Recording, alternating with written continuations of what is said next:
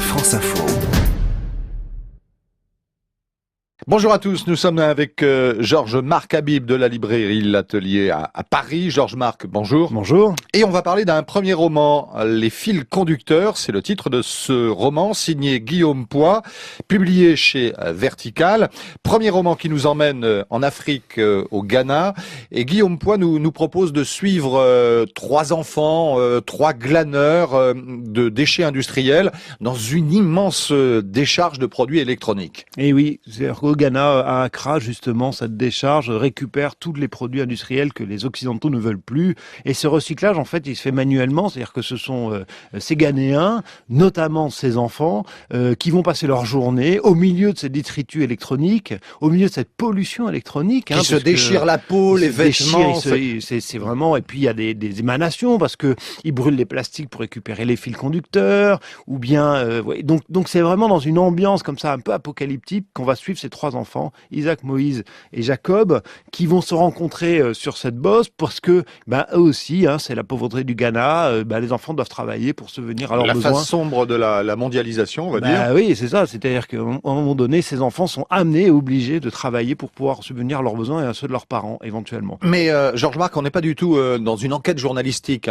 L'écriture, le style de ce roman est foisonnant, luxuriant, et c'est tout l'intérêt presque de ce roman. C'est ce qui permet là aussi de contrebalancer la difficulté de ce qui est décrit, c'est-à-dire que c'est une vraie fiction écrite merveilleusement bien. Guillaume Poix nous amène dans l'écriture il nous a imaginé une langue particulière à ces glaneurs, et donc il nous entraîne, nous, lecteurs, dans un univers particulier à travers la langue et l'histoire, et donc ça, c'est assez bien réussi. Et Guillaume Poix a reçu la semaine dernière le prix Vepler pour ce premier roman, Les fils conducteurs, publié chez Vertical.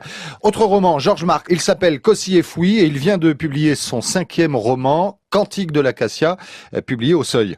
Et là, c'est une histoire de femme. On est en Afrique, on est au Ghana, mais le Ghana, c'est proche du Togo. Et je crois que Kossi Fouilly est togolais, d'ailleurs. Donc là, le roman démarre avec Joyce qui vient d'avoir ses règles, une jeune fille, donc adolescente.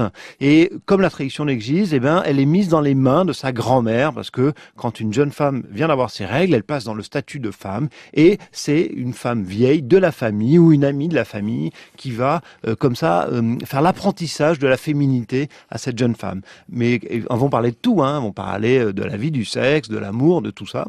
Et en même temps, ça permet à Grace, donc cette grand-mère, la grand-mère de Joss, de parler à Joss de son arrivée dans la famille, de lui parler de sa mère, Johanna, qui a fui le giron familial pour aller vivre son amour avec son mari Sunday. Ça permet à cette grand-mère de resituer dans cette Afrique ancestrale, on va dire, où la femme a sa place, mais en même temps où la femme est opprimée, de lui redonner sa vraie place. Là aussi, avec une langue et une écriture propres à ces auteurs francophones qui ont beaucoup plus de liberté avec la langue que beaucoup d'auteurs français aujourd'hui. Kossi et Fouilly, il vient de publier donc son 5e roman, Cantique de l'acacia, au Seuil. Retour en Europe, Georges-Marc, avec un roman dont le sujet est finalement une villa, mais pas n'importe laquelle. La villa 1027 à Roquebrune, Cap-Martin, c'est sur la Côte d'Azur. Villa construite à la fin des années 20, classée monument historique, un exemple type de l'architecture moderniste des années 30. Le roman s'appelle Tout un monde lointain, signé Célia Houdard, et c'est publié chez POL. Alors là, Célia Houdard, évidemment, on change d'univers, on est dans le sud de la France, cette villa magnifique qui est camouflée dans le paysage, qui donne sur la mer, fait fantasmer Gréco, l'héroïne de ce roman, Tout un monde lointain. Gréco, qui a été décoratrice, est une vieille dame à la retraite, et son dernier, on va dire, désir peut-être, c'est d'obtenir la propriété de cette maison.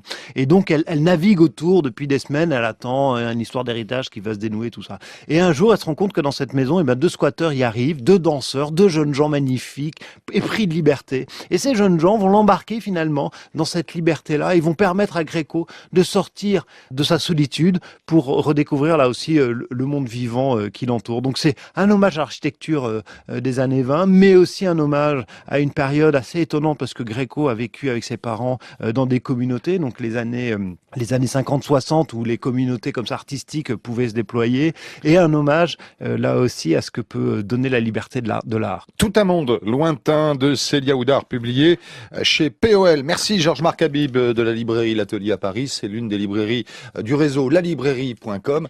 Merci Georges-Marc. Merci.